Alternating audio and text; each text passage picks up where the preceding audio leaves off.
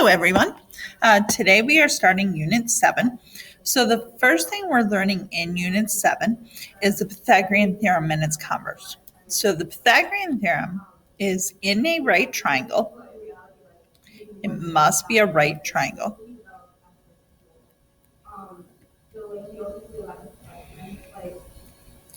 with legs A and B, and the hypotenuse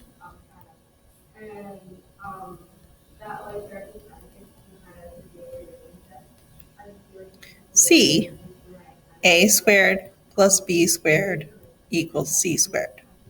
Now, C always has to be the hypotenuse, and how we find the hypotenuse is it's the side across from the right angle. So, two examples. Find the missing side.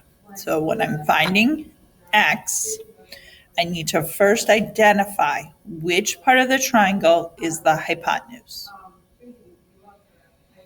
So the part of the triangle that's the hypotenuse is always across from the right angle. So I label my triangle A, B, and C. A and B are the two sides that make the right angle. C is always the one across from the right angle. So it's A squared plus B squared equals C squared. I substitute my numbers. So it's 6 squared plus 15 squared equals x squared. Order of operations says I need to square the numbers before I do anything else. So it's 36 plus 225 equals x squared. Because 6 squared is 36, 15 squared is 225.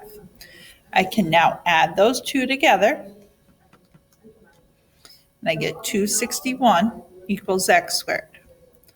The very last step, when I have x squared equals a number, I need to take square root. So x equals the square root of 261. And on this problem, I'm going to round to the nearest tenth. So x equals 6.2.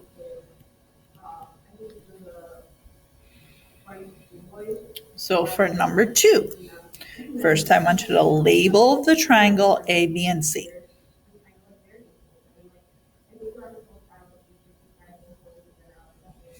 So when I'm labeling the triangle, I start with the right angle. Across from the right angle is always C. A and B are the other two sides. Then my formula is A squared plus B squared equals C squared. So it's y squared plus 12 squared equals 13 squared. After I substitute, I must always square the numbers. So y squared plus, then I do 12 squared on my calculator, which is 144. I do 13 squared on my calculator, which is 169.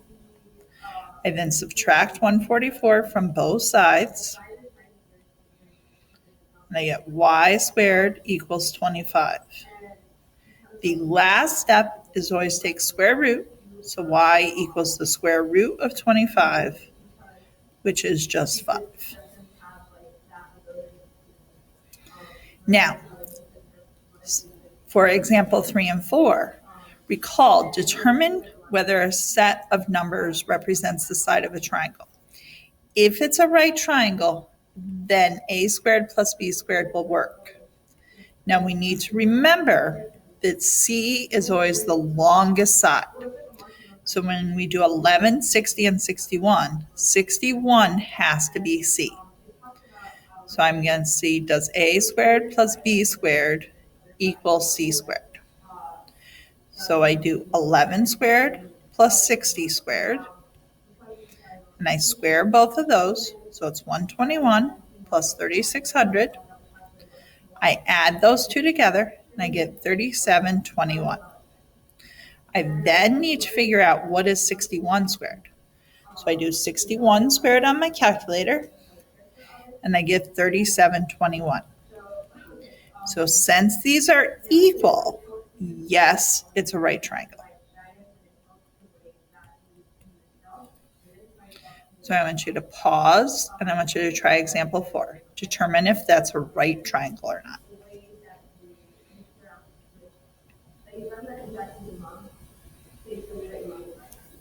So number 4, 16 has to be C because that's the largest side. So I do A squared plus B squared, and then I do C squared. And I want to see if those are equal. So 7 squared plus 14 squared. I do 7 squared, which is 7 times 7 or 49. I do 14 squared, and that's 196. I then add those two together, and I get 245. Then I'm going to do 16 squared. So I do 16 squared on my calculator, and I get 256. 256 is not equal to 245, so it's not a right triangle. When whole numbers work in the Pythagorean theorem, they're called the Pythagorean triple. So here's a list of Pythagorean triples. The largest number always has to be the hypotenuse. You do not need to memorize these. You only need to know that they're called Pythagorean triples. If you have any questions, please ask me tomorrow in class.